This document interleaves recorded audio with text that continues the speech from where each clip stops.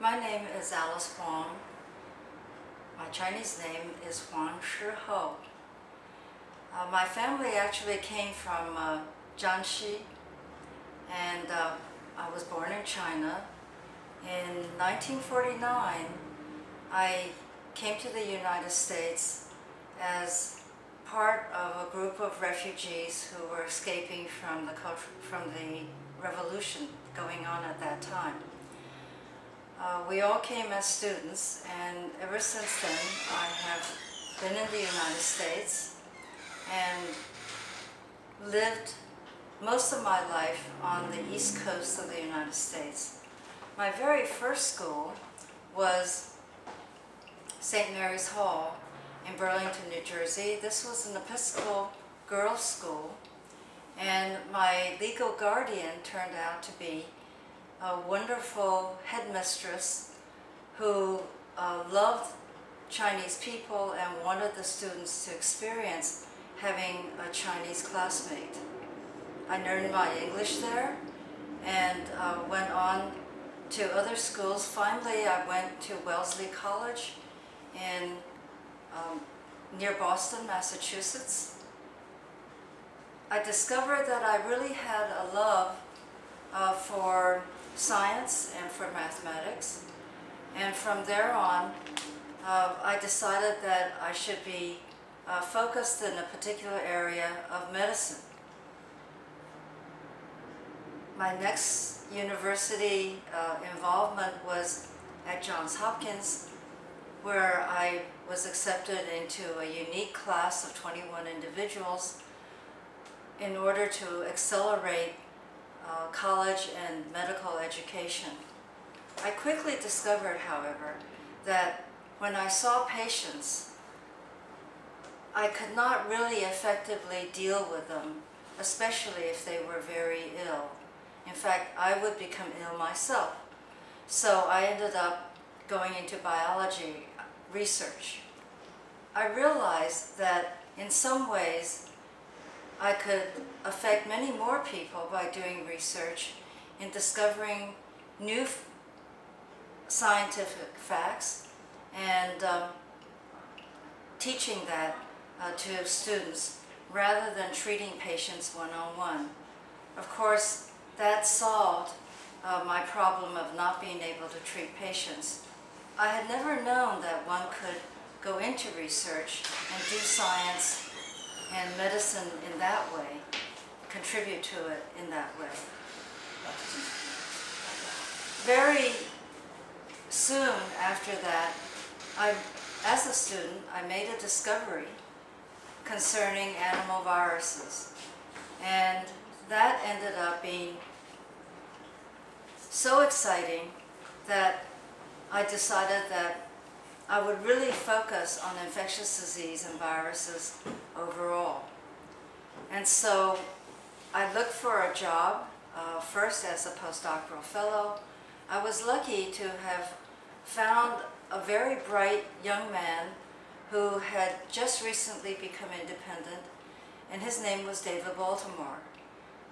It turned out that he was really an outstanding young virologist and had initiated some of the modern ways of studying the molecular biology of animal viruses. I went to do a postdoc with David, and from then on I looked for a job as an assistant professor. I didn't know at that time, of course, that I would be married to David and be married to him now for over 40 years. My first job as assistant professor was at Harvard Medical School. The people there were extraordinarily challenging, and they taught me a great deal about being an academic, being a teacher, and also how to effectively communicate my research. I spent 20 years at Harvard Medical School, teaching medical students as well as many graduate students. And it was a real delight, I have to tell you. Sometimes when the research is not going so well, you always get the feeling you're doing some good by interacting with younger people.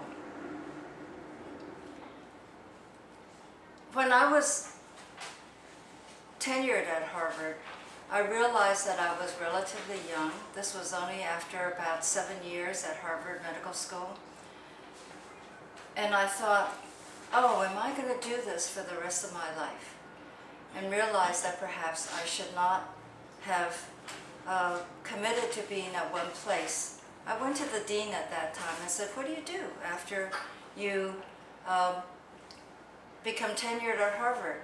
He said, well, you can obviously continue to do the same thing, but you could also go into administration and be able to help other people who are younger than you are with your experience, or you can go into nonprofit philanthropy and give out money to support research and support young people in their training.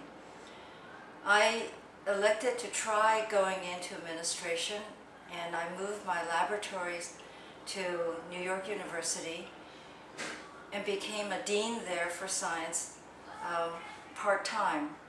After about 3 or 4 years, I realized that I did enjoy it and that I was effective as a mentor and as an administrator at that university. They also really did appreciate me and made me feel extraordinarily valuable. Ever since that time, which is now in the 90s, I discovered that I also was called upon by many governments, especially those in Asia, such as Singapore, Taiwan, and China, to consult on their developing science programs and the new institutions that they wanted to build. It was a revelation to me, not only to consult in the United States, but also to consult abroad, how effective my experiences could be in helping these places in making decisions and developing policy. Of course, that got me into the area of science policy and the building of educational institutions and the building of research institutions. So that's what I have been doing in the last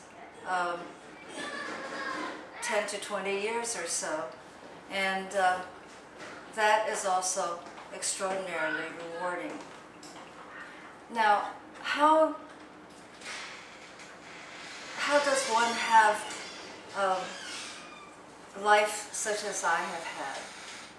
Very often I'm asked by young people, did you have many lucky breaks?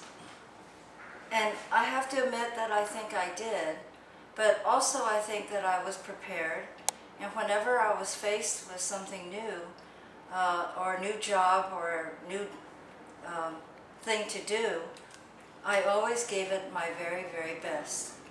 And I think that yes, hard work does pay off, persistence pays off, and you do have to be prepared to take the opportunities that come your way and not be afraid to say, yes, I'll do that, or at least I'll try, or I'll learn about how to do it.